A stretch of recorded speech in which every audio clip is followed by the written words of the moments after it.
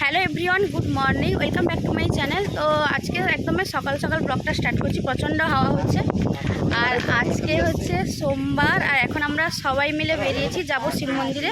তো চলো আজকে ব্লগটা এখন থেকে দেখতে থাকো, আর সারাদিন কি করি না করি সবটাই তোমাদের সঙ্গে শেয়ার করব। আই হোপ আজকের ব্লগটা তোমাদের খুব ভালো লাগবে। তো চলো ব্লগটা এখন থেকে স্টার্ট করা যাক। আর এখন যাচ্ছি বলতে আমি, মা, সুমন, দাঁড়াও কে কে যাচ্ছে দেখাচ্ছি। কথা বলতে বলতে মন্দিরেও চলে এসেছি, আর ওইদিকে সুমন, মা, তারপরে হচ্ছে এদিকে সন্তু, বাড়ির সবাই এক এক করে আসবে। আর মন্দিরে এসে দেখি এখন ঠাকুরমশাই আসেনি, তো ঘাটে গিয়ে একটু হাত মুখ ধুয়ে নিলাম।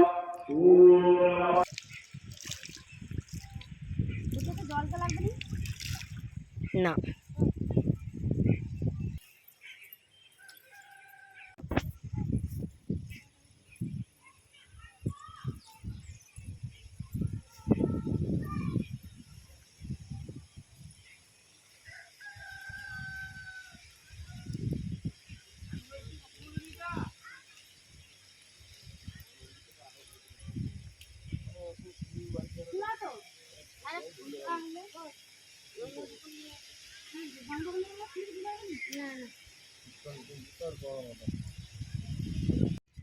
এখন আমরা মন্দিরে এসে বসছি সবাই মিলে, কিন্তু এখন ঠাকুরমশাই আসেনি। তো আসুক, গেলে একদমই পুজো টুজো দিব। আর চারদিকটা এত হাওয়া দিচ্ছে না, গ্রাম্য পরিবেশ হলে এটাই সুবিধে। এদিকে এত গরমও নেই আর এত কষ্টও নেই গরমের মধ্যে। এই যে এক এক করে বাড়ির সবাই আসছে, এদিকে ঠাকুরমশাইও চলে এসছে। আমার একটা বোন রাখি, এও স্নান টান করে একবার মন্দিরে পুজো দিবে এসছে। আর এদিকে মান্তু, সন্তু, ভাই, মা সবাই একদম রেডি।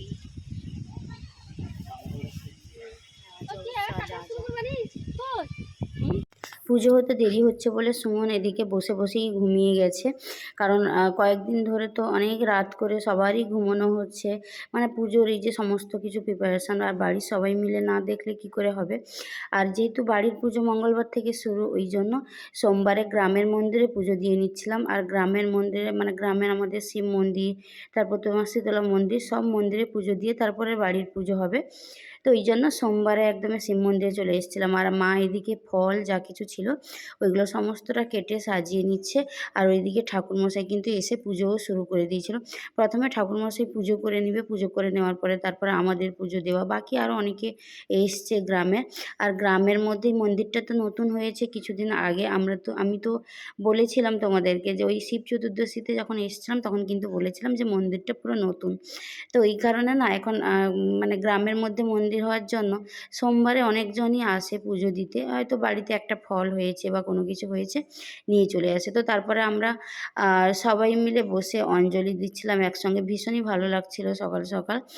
আর বাড়ির যেহেতু সবাই এসেছিলো, আমার সব ভাইয়েরা, তারপরে হচ্ছে কাকু, তারপরে মা তোই ছিল। তো সবাই মিলে আমরা পুজো দিচ্ছিলাম, তো ওই জন্য বেশ ভালো লাগছিলো। আর কি বলতো, আমার ভাইয়েরা, ওদেরকে যা বলা হয় ওরা কিন্তু শোনে কথা। তো ওই জন্য না ওরাও মন্দিরে এসেছিলো স্নান টান করে সকালবেলা। আর গ্রামের দিকে সকালবেলা মানে আমাদের সকাল হয় পুরো 4:30 5টা থেকে, আর আমরা মন্দিরে চলে এসেছিলাম তখন কিন্তু অনেক তাড়াতাড়ি। তো তারপরে পুজো দেওয়ার পরে তোমাদেরকে একটু দেখিয়ে দিলাম, পাশেই ছিল একটা নার্সারি। আর নার্সারিতে অনেক গাছ ছিল, আর এই সময়ে তো ফলের গাছ বেশি থাকে নার্সারিতে, কিন্তু ফলের গাছগুলো দূরের দিকে ছিল, আমি তো ভেতরে যাইনি, তো বাইরে থেকে তোমাদেরকে একটুখানি দেখিয়ে দিলাম।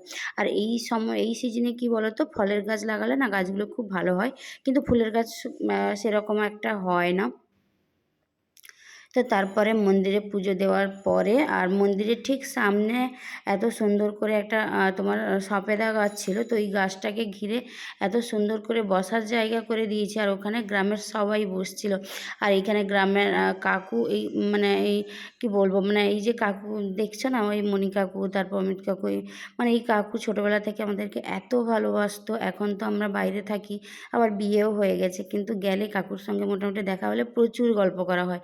তো দাঁড়িয়ে অনেকক্ষণ গল্প টল্প করে তারপর সবাইকে প্রসাদও দেওয়া হয়েছিল ওইখানে। আর এদিক থেকে ভাবলাম দূর থেকে একটু তোমাদেরকে মন্দিরটা দেখিয়ে দিই। ছোট্ট মন্দির কিন্তু খুবই সুন্দর। তারপরে এখানে বসে গল্প করছিলাম সবার সঙ্গে, গ্রামের সবাই বসছে। আর গরমের মধ্যে এই জায়গাটা হয়ে না মানে ভীষণই ভালো হয়েছে। সবাই বসে মোটামুটি আর কি হাওয়া দিচ্ছে, হাওয়ার মধ্যে সবাই বসে গল্প করলেও বেশ অনেকটা সময় কেটে যায়। তো তারপরে দেখো এদিকে পঞ্চামৃত খেয়েছি, পঞ্চামৃত খেলাম, খাওয়ার পরে সবাইকে এখানে প্রসাদ দেওয়া হচ্ছিলো। তো এখন আস্তে আস্তে করে বাড়ি যাব, বাড়ি গিয়ে টুকটাক যা কাজ আছে ওইগুলো কমপ্লিট করে আমাকে আবার যেতে হবে কাঁথি। কারণ কাঁথিতে গিয়ে ওইদিকে আমার শ্বশুরবাড়ি থেকে যে আসবে সমস্ত কিছু নিজের দায়িত্বে এগুলোও রেডি করে দিতে হবে। যেমন বাবার বাড়ি সামলাতে হয় তেমনি শ্বশুরবাড়িও তো সামলাতে হবে, দুই দিক সামলাতে হবে। তো এইদিকে দেখো এখনও কিন্তু আমার গল্প শেষ নেই, সবার সঙ্গে দেখা হয়েছে, গল্প চলছে। আর এখানে দুটো যমজ বোনের সঙ্গে মানে দুজন না যমজ মেয়ে, তো ওদের সঙ্গে বেশ গল্প করছিলাম। দুজন একদম মানে একই যে দেখতে তা নয়, কিন্তু একজন ভীষণইভাবে ভয় পাচ্ছিল, ডাকতে আসছিল না, কিন্তু আরেকজনকে বলতে ও কিন্তু চলে আসছিল। তো ওদের সঙ্গেই গল্প করছিলাম, ওদের গল্প শুনছিলাম, ওরা কিভাবে দিনগুলো কাটায়, ওরা কিভাবে থাকে, কি করে না করে। আর এদিকে দেখো মান্তু কিন্তু সবাইকে প্রসাদ দিয়ে দিচ্ছিল। তো চলো এখন বাড়ির দিকে যাওয়া যাক, অনেক গল্প হলো। এইমাত্র মন্দির থেকে পুজো দিয়ে এলাম, আর এখনও সকালবেলার খাওয়া দাওয়া কিছু হয়নি। এখন যাব কিছু একটা খেয়ে নিব, খেয়ে দিয়ে তারপরে আবার আমাকে যেতে হবে কাঁথি। কারণ কাঁথিতে টুকটাক কিছু কাজ আছে, সমস্ত কাজ কমপ্লিট করে আবার আসবো। তো চলো এখন সকালবেলার কি কি খাবার দাবার রেডি হয়েছে গিয়ে খেয়ে নিই। অনেক দিন পরে আজকে ইচ্ছে হলো যে একটু পান্তা খাবো, যেহেতু গ্রামের বাড়িতে মোটামুটি সকালবেলা পান্তা তো থাকে, যার যেমন ইচ্ছে তেমনই নিয়ে খেতে পারে। তো আমি পান্তা নিয়েছিলাম, তার সঙ্গে ছিল তোমার আলু ভাজা, তারপর তোমার নারকেল এইসব দিয়েছিল। তো ওইগুলো দিয়ে এখন খাচ্ছিলাম। এখানে দেখো সবাই খাচ্ছিল, কেউ ভাত খাচ্ছিল, কেউ পান্তা খাচ্ছিল, কেউ মুড়ি খাচ্ছিল, যার যেটা ইচ্ছে তেমনভাবেই খাচ্ছিল। তো এদিকে সবাই, আর আমরা এখন প্যান্ডেলের মধ্যে এরকম নিচে বসেই খাওয়া দাওয়া করছি, এখনো বাড়ির ভিতরে খাওয়া দাওয়া হচ্ছে না। আর এরা কিন্তু সবাই হাসছিল এটা ভেবে যে আমি যে ব্লগ স্টার্ট করেছি। তো তারপরে কিন্তু আমি কাঁথি চলে এসেছিলাম, যেটার ব্লগ নেওয়া হয়নি। তারপরে দেখো রাত্রিবেলা বৃষ্টির মধ্যে আমি আর বাবাই দুজন মার্কেটে বেরিয়ে এখানে বাজার করছিলাম, ফল বাজার। কারণ আমাদের ওইদিকে কিন্তু পুজোতে তোমার এরকম ফল মিষ্টি এই সমস্ত কিছু নিয়ে যাওয়া হয়। এখানে মোটামুটি তো বাজার করেছি, আর বাবুর ব্যাগ নিয়ে যেতেই পারছে না। তো তারপরে সেই সকালবেলা মন্দিরে গেছিলাম, ব্লগ স্টার্ট করেছিলাম। আর সেই থেকে তারপরে যে বাড়ি এসেছি, এত কাজের চাপ ছিল যে একটু যে ব্লগ বানাবো সেটা আর হয়ে ওঠেনি। তারপরে আবার বিকেলবেলা কাঁথি এসেছি, কাঁথিতে এসে তোমার সমস্ত কিছু বাজার করা, কারণ কালকে আমার শ্বশুরমশাই শাশুড়ি মা সকালবেলা আসবে, এসে সমস্ত কিছু নিয়ে যাবে। আর যেহেতু পুজোর ব্যাপার, তো শ্বশুরবাড়ি থেকে ওই ফল মিষ্টি যা যা নিয়ে যাওয়ার দরকার, তো ওইগুলো সমস্ত কিছু তো নিয়ে যেতে হবে। তো এই কারণে বাবাই অফিস থেকে আসার পরে দুজন গিয়ে বাজার টাজার করে সমস্ত কিছু বাড়িতে এখন নিয়ে এসে রেখেছি। দিয়ে এখন বাজে তোমার 10:30 মতো। আর এখন আমি একটু বসলাম, মানে এতক্ষণে একটু বসার মতো একটু টাইম পেলাম। আর এই একটা চুড়িদার আছে 3 দিন ধরে, মানে যা কাজে এদিক ওদিক দৌড়চ্ছি, এটাই পরে নিচ্ছি। আর এটা একটু যেহেতু একটু ঢিলে ঢালা, তো ভীষণই গরমে কমফোর্টেবল, ওই জন্য এটাই পরে নিচ্ছি। আর এটা পরেই তেমনি কাজবাজ সমস্ত কিছু করছি। তো যাই হোক, আর আজকে যেহেতু মাঝখানে তো একটু ঝড়ও হয়ে গেল, বেশ হাওয়া, মাঝে বৃষ্টিও হলো, যখন আমরা বাজার করছিলাম একটুখানি ব্লগটা স্টার্ট করছিলাম, কিন্তু সেই ঝড়ের মধ্যে একদমই হয়ে ওঠেনি। ওই জন্য একদমই ব্লগ বানাইনি, একদম বাড়ি এসে সমস্ত জিনিস নিয়ে তারপরে আবার ব্লগটা স্টার্ট করলাম। তো এই দেখো এখানে সব ব্যাগগুলো সব নিয়ে এসছে, দুটো ব্যাগের মধ্যে সমস্ত বাজারটা করে নিয়ে এসে রেখেছি। তারপরে তোমার ওই বেতের যে ঝুড়ি হয়, ওই বেতের ঝুড়ির মধ্যে সমস্তটা সাজাবো। কারণ আমাদের ওই দিকে দেখেছি, মানে আমার বাবার বাড়ির ওই দিকে যতটুকু ফল আসুক যাই আসুক, একটা দুটো তিনটে এরকম করে বেতের মানে ধামা, যে ঝুড়ি যেটা বলে, ধামা যেটা বলে, তো ওটাতে সুন্দর করে সাজিয়ে নিয়েই বাড়িতে আসে পুজো বাড়িতে।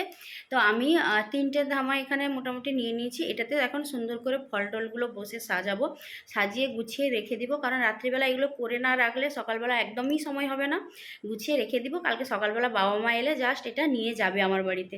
তো যাই হোক, যেমন বাবার বাড়ির দিকটা সামলাতে হচ্ছে, তেমনি শ্বশুরবাড়ির দিকেও সামলাতে হচ্ছে। আর সত্যি বলতে কি, আমি মেয়েদের ঠিক এইরকম ব্যাপারটাই হয়। আম মানে কি বলবো, শ্বশুরবাড়ি বিয়ের পরে শ্বশুরবাড়ি যেমনভাবে সামলাতে হয়, তেমনি বাবার বাড়িও সামলাতে হয়। আর আমি মানে সবসময় যেন চেষ্টা করি দুটো দিকই মেনটেন করার। কোনো দিকে না, না এদিকে একটুও কোনো কিছু মানে কম কিছু করবো বা কিছু এরকম হয় না। আবার ওই দিকেও আমি কোনো কিছু না করে থাকতে পারি না। ওই জন্য দুটো দিকই আমাকে মেনটেন করতে হতো। যাই হোক, একদম অনেকক্ষণ বকবক করছি। এবার বসে আমি সমস্ত জিনিসগুলো সাজিয়ে নিব। সাজিয়ে নিয়ে তারপরে একদমই তোমাদের সঙ্গে কথা বলবো। আর তারপরে নিজেকেও একটু ফ্রেশ হতে হবে।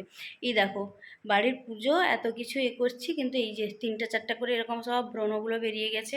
স্কিনের অবস্থাও খারাপ। কিন্তু এখন এইসব ভাবলে একদমই হবে না, অনেক কাজ। তো এখন ব্যাগ থেকে সমস্তটা বের করে ওই ঝুড়ির মধ্যে, মানে ওই যেটা বলে তোমার ওই বেতের যে ধামা, ওটাতে আমি সুন্দর করে সাজিয়ে নিব। আর আজকের ব্লগটা এখানেই এন্ড করলাম, কারণ প্রচণ্ডভাবে টায়ার্ড। তো যাই হোক, আজকের ব্লগটা কেমন লাগলো অবশ্যই জানাবে। যদি ব্লগটা ভালো লাগে please do like, comment and subscribe.